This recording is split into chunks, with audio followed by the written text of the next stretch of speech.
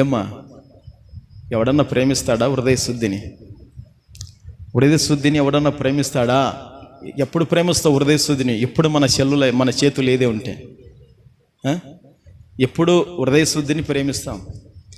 Cell పట్టుకుంటే Facebook అయిపోయా, cell పట్టుకుంటే యూట్యూబ్ అయిపోయా, సెల్లు పట్టుకుంటే వాట్సాప్ అయ్యా, సెల్లు పట్టుకుంటే ఇంకా లోపల ఎన్నెన్నో ఉన్నాయి.